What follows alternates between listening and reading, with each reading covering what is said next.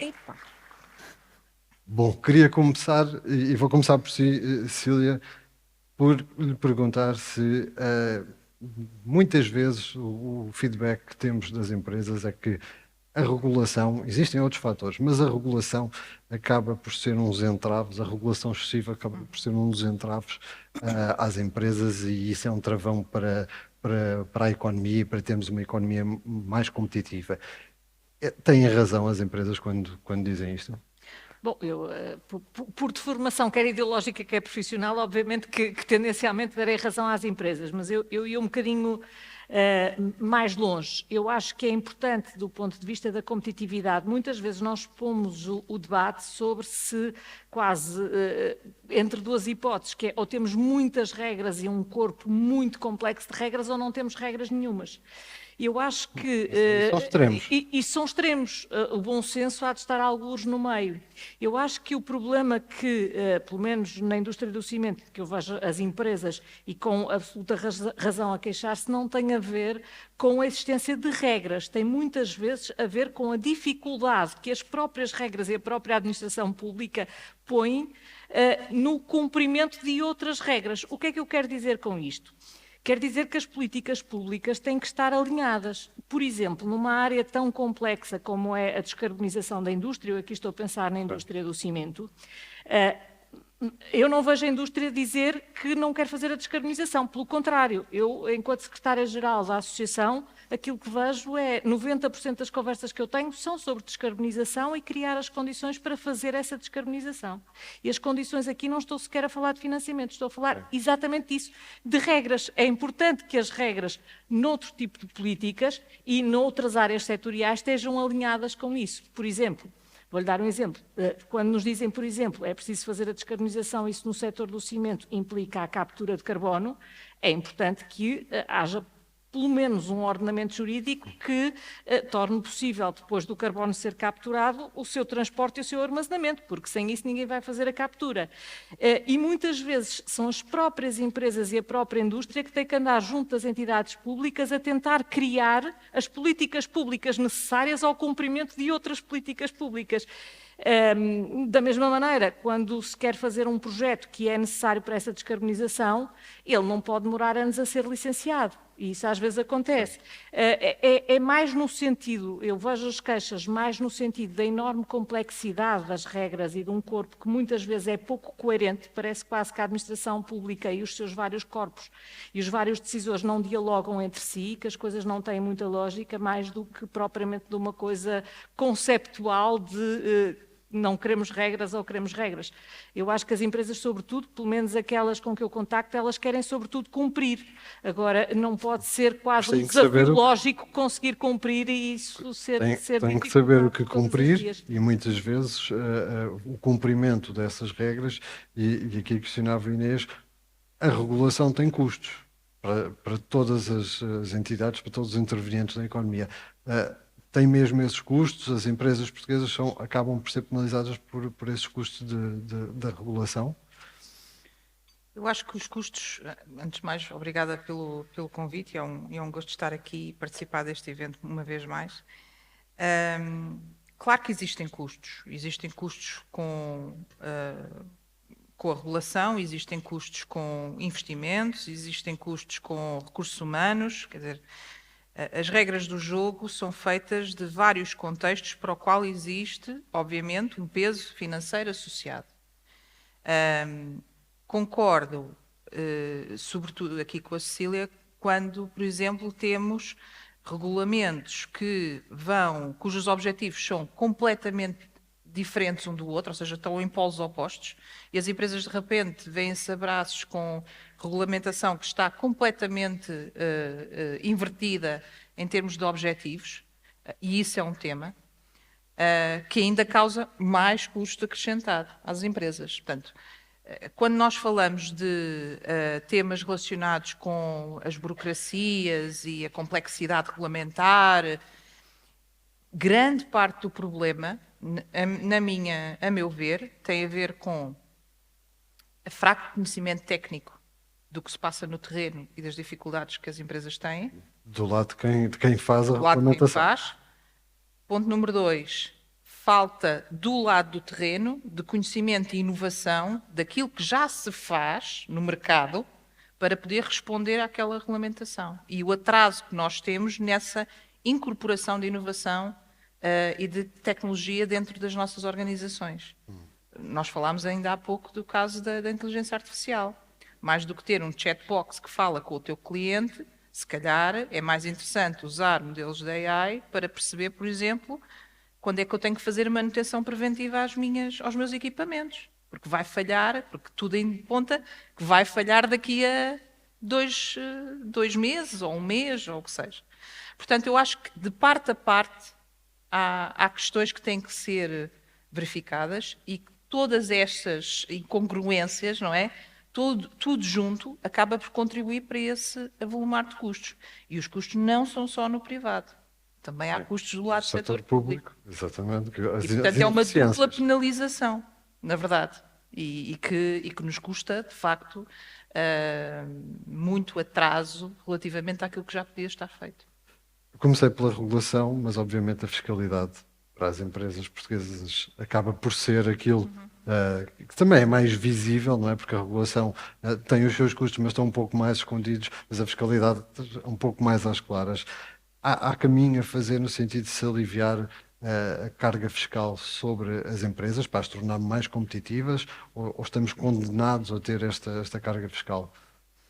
Eu acho que há caminho para se fazer no alívio da carga fiscal sobre as empresas, num contexto em que nós temos que perceber onde é que faz sentido existir esse peso, no sentido de o que é que faz sentido, quais são as externalidades negativas que nós queremos combater porque nos estão a custar dinheiro a todos nós, cidadãos, empresas, Estado como um todo, e deslocar esse peso para essas externalidades negativas.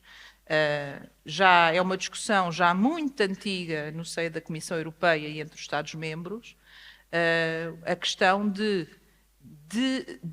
retirar carga fiscal sobre, por exemplo, trabalho e colocá-la, deslocalizar essa carga fiscal para poluição, que é uma externalidade negativa e que custa dinheiro aos cidadãos, e uso insustentável de recursos.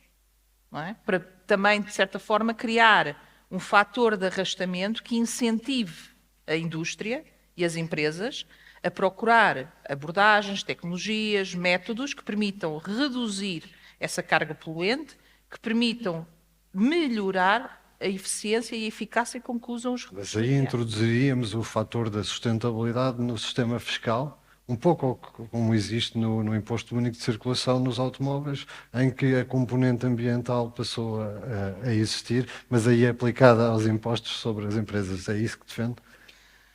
O que eu defendo é que haja alguma racionalidade. Eu acho que nem todos, nós não podemos dizer, e isso é um termo muitas vezes, e ouvimos aqui neste debate ontem também um pouco essa noção de que o peso está no consumidor, o peso está nos cidadãos. Eu acho que tem que haver racionalidade e proporcionalidade ao longo das cadeias de valor, desde quem consome até quem extrai a matéria-prima para poder produzir. Porque o cidadão não está na mesa quando se decide que uma embalagem é feita de 3 plásticos diferentes. O cidadão está interessado em consumir o produto que está dentro da embalagem. Portanto, não podemos falar verdadeiramente de responsabilidades ou pesos, seja eles ao Estado, seja eles às empresas, seja ele ao consumidor ou ao cidadão. Tem que haver proporcionalidade em cada uma das áreas onde nós atuamos, sermos verdadeiramente responsabilizados pelo que acontece de um ponto de vista mais de sistema. E as empresas têm que perceber que há muitas externalidades, isso é uma das coisas que nós já detectámos no âmbito da Deloitte e que estamos a trabalhar ativamente, é fazer o return on investment das soluções de sustentabilidade. Porque muito do que falta é perceber-se com números financeiros que existe qual o retorno. Porque em vez de falarmos de é bom para o ambiente, é bom para a sociedade, não, vamos ver isso traduzido em números. Se vocês fizerem este tipo de investimento, quanto é que nós vamos estar a poupar, por exemplo, em termos de investimento público que é necessário, e isso é um argumento para, por exemplo, reduzir a carga fiscal. Reduzir a carga fiscal. Portanto, eu acho que tem que haver esse racional e essa abordagem e essa contabilização para, de facto, podermos progredir e perceber exatamente quem faz melhor deve ser beneficiado por isso, quem faz pior deve ser penalizado, ou seja, no âmbito do quadro regulamentar, obviamente. Isso exige aqui uma completa reestruturação daquilo que é o sistema fiscal português e, obviamente, também da Europa. Nuno, por enquanto continuamos com uma lógica de IRC sobre as empresas. O IRC desceu ligeiramente. Considera que deve haver um entendimento político no sentido de continuar este caminho? Boa tarde. Antes de mais, obrigado pelo convite. Relativamente ao IRC, eu julgo que sim. Aliás, julgo que deveríamos ter aproveitado a oportunidade já o ano passado para sermos ainda mais ambiciosos. De tal não foi possível, mas acho que é um caminho que é inevitável. É um caminho que não será inédito, já foi experimentado noutros países, já foi experimentado noutras áreas geográficas e com grandes resultados. E independentemente de se poder ser mais atrevido ou menos atrevido naquilo que é o IRC, aquilo que é uma verdade e que está à vista de todos é que o peso da fiscalidade naquilo que é a economia do país é excessivo e muitas vezes prejudica aquilo que é a economia nacional face a outros mercados.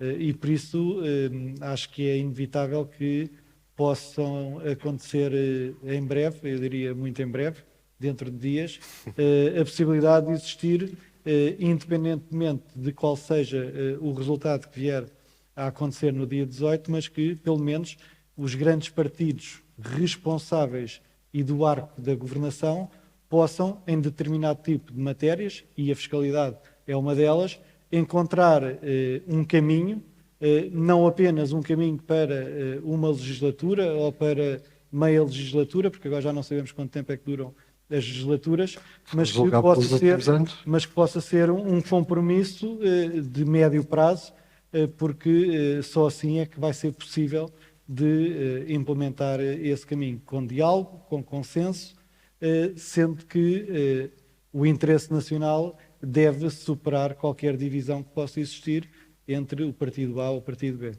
Cecília, concorda que neste ponto da fiscalidade devem abandonar-se aqui as bandeiras, as cores políticas e procurar olhar para um bem comum em termos da economia portuguesa, das empresas portuguesas e da sociedade portuguesa e evoluir neste sentido? Temos uma fiscalidade elevada sobre as empresas, faz sentido que haja este entendimento?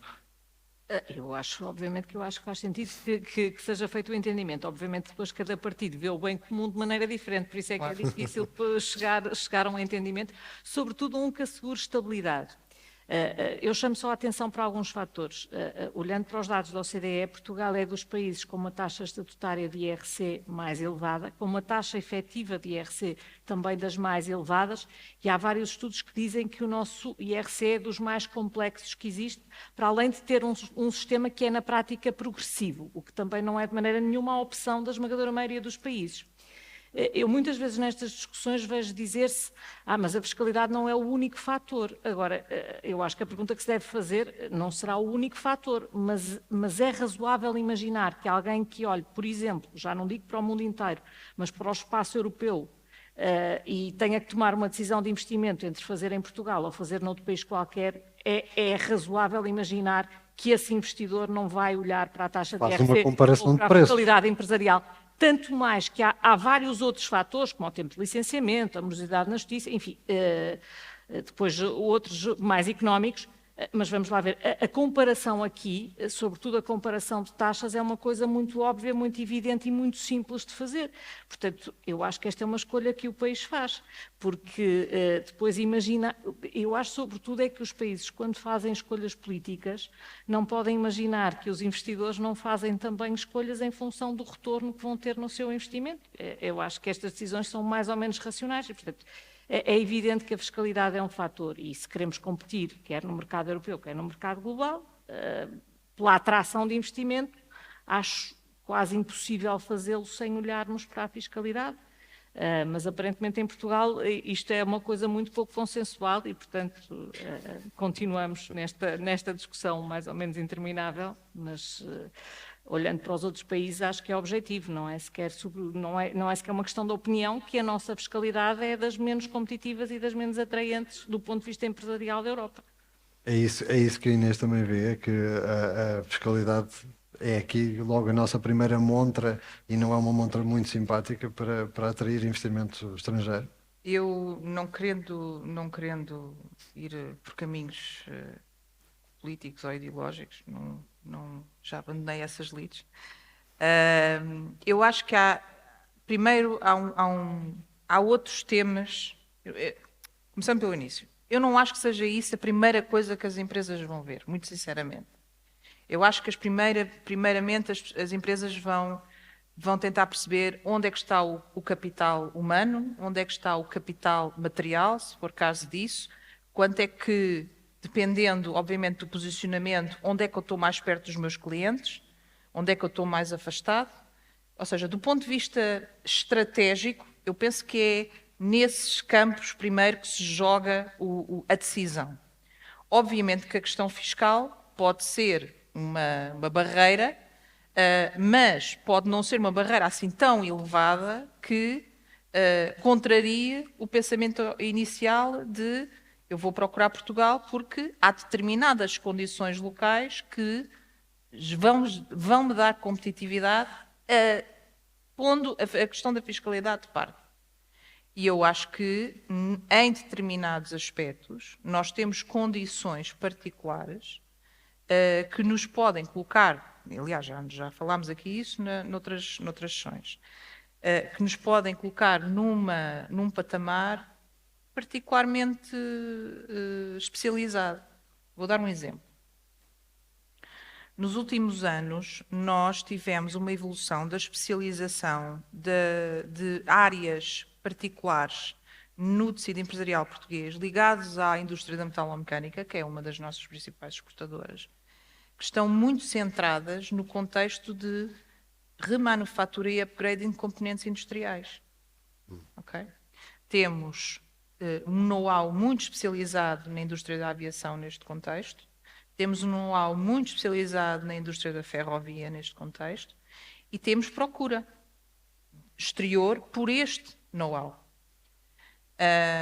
As oficinas de Guifões, as OGMA, e isso começa a perceber-se lá fora que há aqui condições particulares de talento local, de conhecimento técnico, fruto da nossa aposta já de muitos anos e que, no meu ver, deveria ser reforçada nas competências técnicas de determinadas funções, não é só a inteligência artificial que é importante, existe um conjunto de skills se calhar mais fáceis de conseguir converter força de trabalho, que vão ser determinantes num futuro em que temos incerteza quanto a acesso a matérias-primas, incerteza quanto a outras condições de movimentação de mercadorias e, portanto, são skills que vão ser úteis e que vão ser determinantes para a competitividade das economias locais. Esta última notícia do investimento que foi pública, do investimento da Lufthansa na região norte para um grande investimento em remanufatura de componentes para a aviação, é mais um sinal. Deveríamos agarrar esse tema e começar a criar aqui uma movimentação, um cluster que realmente eleve esta componente de know-how nacional e de sabedoria técnica alavancado numa indústria que é fortemente exportadora, que já está cá no país enraizada, para nos colocarmos numa posição exterior dizendo aqui pode-se fazer este tipo de indústria, aqui temos alavancas para poder garantir a resiliência das vossas cadeias de valor, para que não vos falte matéria-prima, para que não vos falte componentes industriais e maquinaria para funcionar. Temos. Mas isso também é verdade com o investimento, por exemplo, da Auto Europa. Claro. Mas podemos pensar também assim, desta maneira própria. A Auto Europa pode pensar, e agora já estou a fazer futurologia, mas pode ser interessante pensar, se calhar, de uma maneira mais ampla, como é que estes agentes se articulam, no sentido de criar realmente um verdadeiro cluster que é uma das várias áreas da economia circular que a União Europeia quer fomentar. E nós temos, e portanto, voltando outra vez agora fazendo o full circle, voltando ao início, eu acho que sim, a fiscalidade, a Cecília tem razão, obviamente que vão olhar para a fiscalidade, mas eu acho que há aqui componentes que se calhar são mais importantes do ponto de vista estratégico para quem quer começar a desenvolver este tipo de negócio, e isso certamente não impediu a Lufthansa de vir cá pôr a unidade de remanufatura. Portanto, eu acho que é preciso pegarmos nestes sinais e com eles construir realmente uma estratégia muito focada em áreas que nós sabemos que vão ser determinantes para a competitividade das economias no médio prazo. E esse pode ser também, potencialmente, um trunfo num contexto de desordem que vivemos com os Estados Unidos, e a perguntar a Cecília se de alguma forma Portugal deve temer estas políticas proteccionistas dos Estados Unidos, se faz sentido agarrar e pensar que algumas empresas possam não vir para Portugal e ir para os Estados Unidos devido às medidas que são anunciadas, porque a lógica norte-americana é produzir nos Estados Unidos para os Estados Unidos. Se estamos aqui em desvantagem ou estamos bem posicionados porque temos, nomeadamente, a questão do know-how dos recursos humanos? Bom, eu acho que temer nunca é boa política, nem nesta circunstância, nem em nenhuma. Nunca vi ninguém tomar boas decisões por estar com medo. E, portanto, eu acho que nós devemos, em cada momento, olhar para o mundo e saber aproveitar as oportunidades. Se esta situação cria ou não oportunidades, eu acho que é evidente que cria. Portanto, acho que quer Portugal, quer a Europa, quer todos os outros países no mundo, devem aproveitar as oportunidades, quer de captação de know-how, quer de captação de recursos humanos, quer de captação de conhecimento, que esta situação objetivamente está a criar, e preparar-se para lidar com outros problemas que ela possa também estar a criar, mas sem temores e com uma estratégia. Agora, aquilo que se percebe, e Portugal está inserido no espaço europeu, aquilo que se percebe da estratégia da Europa e da estratégia do tanto que se tem falado de reindustrialização e agora até da aposta na defesa, eu acho que o que é difícil daqui é alinhar as prioridades. E, sobretudo, e nós estamos num painel sobre sustentabilidade, perceber que sustentabilidade e indústria não se excluem mutuamente, muito pelo contrário.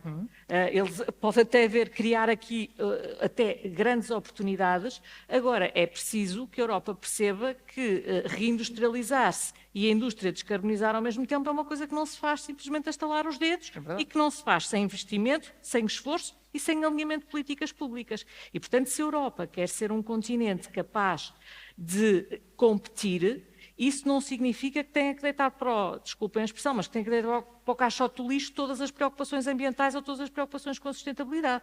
Acho que não vejo isso dessa maneira. Agora, é preciso que entenda que para continuar a ter indústria, e no caso do cimento estamos a falar de indústria pesada e de uma indústria que está a fazer um grande esforço de descarbonização, isso implica, sim, capacidade de investimento, implica alinhamento de políticas públicas, implica previsibilidade e implica que esteja toda a gente focada em conseguir este objetivo. Portanto, nós não podemos estar a cada 2 anos ou a cada 3 anos a rever a estratégia, as prioridades mudam e agora quase já não se falava em descarbonização, já só se estava a falar em defesa.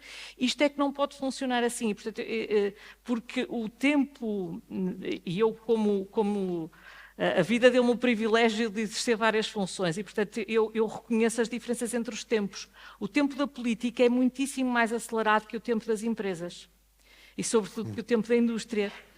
E, portanto, muitas vezes as coisas são muito aceleradas na política, parece que já se está a falar da mesma coisa há muito tempo, quando já está a falar da mesma coisa há um ano. Ora, descarbonizar uma indústria é uma coisa que não se faz num ano, nem em 2, nem em 3, e se fizerem 10 é quase um milagre. E, portanto, estes tempos têm que estar alinhados, porque se não estiverem alinhados, nós acabamos a ter políticas que estão a falar do vazio e de coisas completamente teóricas. Isso prejudica os países e, sobretudo, prejudica também a forma como os países são governados, porque muitas vezes perguntamos porque é que há populismos e porque é que os tempos estão tão disruptivos. Se calhar é por isso, é porque as pessoas, quando veem muitas palavras, mas que são impossíveis de concretizar na sua realidade, ou que quando chegam à sua realidade já passaram de moda no tempo dos outros, depois também têm dificuldade em reconhecer-se nesses políticos. Eu acho que isso, às vezes, um bocadinho de bom senso e de pés na terra e de perceber que as opiniões às vezes estão em ebulição, isso faz parte. E até é bom que assim seja, quer dizer que há liberdade de opinião, seria bem pior se não houvesse. Mas que é preciso, no mundo real e no mundo do trabalho e no mundo das empresas, as coisas precisam de tempo e de uma certa previsibilidade. E, portanto, muitas vezes, também quando se fala de fatores de competitividade e quando se fala de fiscalidade, também é verdade que às vezes tão importante quanto o nível da fiscalidade é também a previsibilidade da fiscalidade, porque se a percepção for de que os fatores se podem alterar de um dia para o outro ou com uma simples mudança de ciclo político, também são fatores que depois contam pouco, não é? Porque uma empresa, quando vai fazer decisões de investimento, está a pensar provavelmente em décadas. Portanto, quer previsibilidade, não quer um ambiente de instabilidade. Ou quando acha que as coisas são facilmente elimináveis, não as leva como fatores porque elas não são confiáveis, digamos assim. Mas aí temos, na Europa, temos vários discursos que vão evoluindo muito rapidamente, mas em Portugal temos também aqui este cenário de estamos aqui um pouco aos solavancos, mesmo em termos políticos, vamos tendo aqui vários momentos, não é por acaso que queremos 3 legislativas em 4 anos, isso não é muito positivo, pelo menos para a previsibilidade que as empresas querem e a estabilidade que querem. O poder autárquico, Nuno, está a conseguir dar essa estabilidade às empresas na dimensão que lhe cabe? Eu penso que sim. Aliás, o poder autárquico é aquele que, na prática, está mais perto dos cidadãos e o poder autárquico é aquele que muitas vezes tem dado resposta àquilo que são as necessidades, onde o Estado Central tem falhado muitas vezes. Na área da saúde, na área da educação, são áreas onde o Estado Central tem a responsabilidade, mas que na prática as pessoas estão nos municípios, e os municípios têm que dar essa resposta e os municípios exigem essa resposta dos municípios. E os municípios têm constantemente estado a substituir-se àquilo que são as competências do Estado Central para dar essa resposta. Nós, aqui em Cascais, nos últimos 5 anos, investimos mais de 50 milhões de euros na construção do parque escolar. Nós, nos últimos 3 anos, construímos 3 centros de saúde novos que são uma competência da Administração Central. E não podemos estar à espera que o Ministério da Saúde tenha disponibilidade orçamental para poder fazer esses investimentos. E, portanto, as autarquias têm-se substituído constantemente para dar essa resposta. E julgo que o têm conseguido fazer e têm conseguido suprir essas necessidades. E por isso eu diria que sim, as autarquias têm conseguido dar essa estabilidade, porque, de facto, se não fossem as autarquias, como ainda agora se viu no apagão, as autarquias foram as primeiras a ter que dar resposta aos problemas que surgiram, porque se estivéssemos à espera, em muitas situações, que fosse o Estado Central, a Autoridade Nacional de Proteção Civil, a dar essa resposta mais próxima e que exigia uma necessidade imediata, coisas tão simples como poder fornecer gasóleo aos lares e aos centros de dia que tinham geradores para 3 horas e que tiveram 10 horas sem eletricidade. Havia pessoas em lares que iriam ficar sem oxigênio porque não havia como alimentar esses geradores. Coisas tão simples como estas. E quem é que dá sempre essas respostas de uma forma mais rápida? E eu acrescentaria, na maior parte das vezes, de uma forma mais eficaz e de uma forma mais eficiente, porque as autarquias, por terem esta proximidade ao cidadão, conseguem, em muitas áreas, em muitas matérias, ser mais eficientes e mais eficazes. E há bocado falávamos, e a Cecília dizia bem, e perguntava se o excesso se a regulamentação tinha custos. A resposta é sim, obviamente, mas eu acrescentaria a seguinte pergunta que muitas vezes não fazemos. E o excesso de regulamentação que existe não terá ainda mais custos? O excesso de regulamentação que existe não nos torna ainda mais ineficientes? Muitas vezes sim. Muitas vezes sim. Mas e como é que as autarquias que estão próximas, obviamente, dos cidadãos, mas também estão próximas das empresas, como é que ajudam essas empresas, desburocratizando aqui um pouco o sistema? Conseguem fazer isso? Sim. Aquilo que nós tentamos fazer para as pessoas que moram no nosso concelho, mas também para as empresas que têm a economia e que produzem no nosso concelho, é tentar dar resposta eficaz e com eficiência aos problemas que se colocam no nosso município e naquilo que são as áreas da nossa competência. Muitas vezes as autarquias não conseguem dar a resposta nos prazos que todos gostaríamos que fossem dados, precisamente e novamente pelo excesso de regulamentação, pelo excesso de burocracia, porque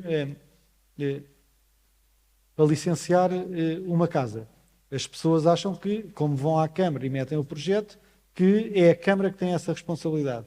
E muitas vezes não nos conseguimos aperceber que a Câmara, para licenciar, tem que consultar 3, 4, 5, 6, 10 entidades diferentes supramunicipais.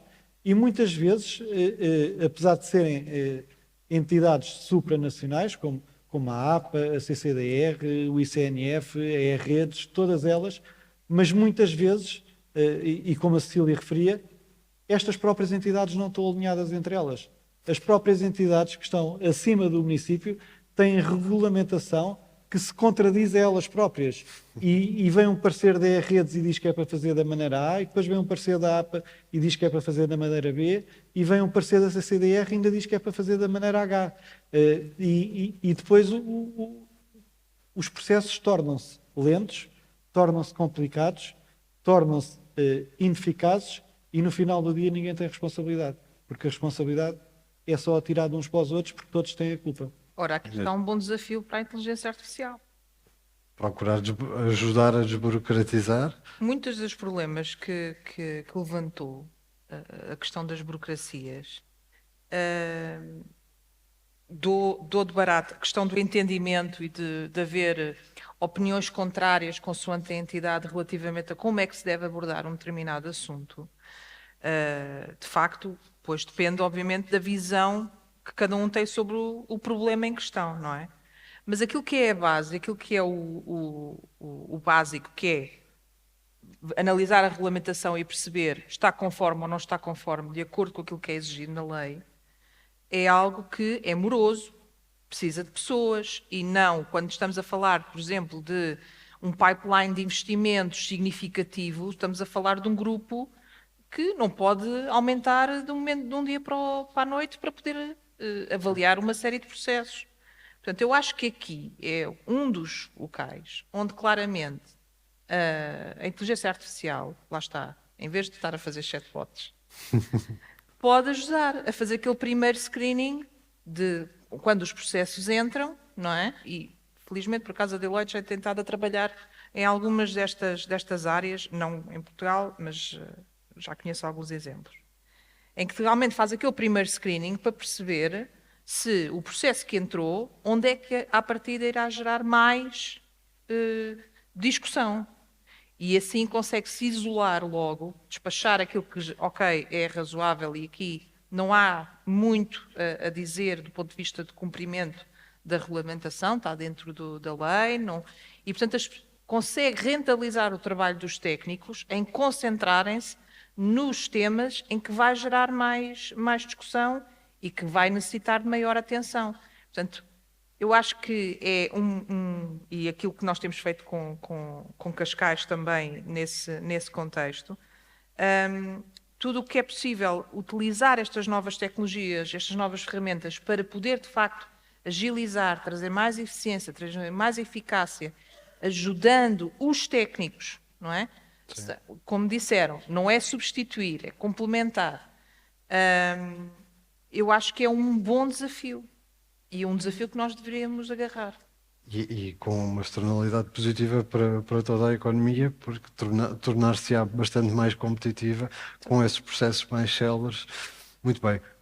Terminamos o nosso tempo. Eu quero agradecer a presença dos três neste painel. Teremos oportunidades, outras oportunidades para voltar a conversar certamente sobre este e outros temas. Muito obrigado a todos por terem assistido. Obrigada.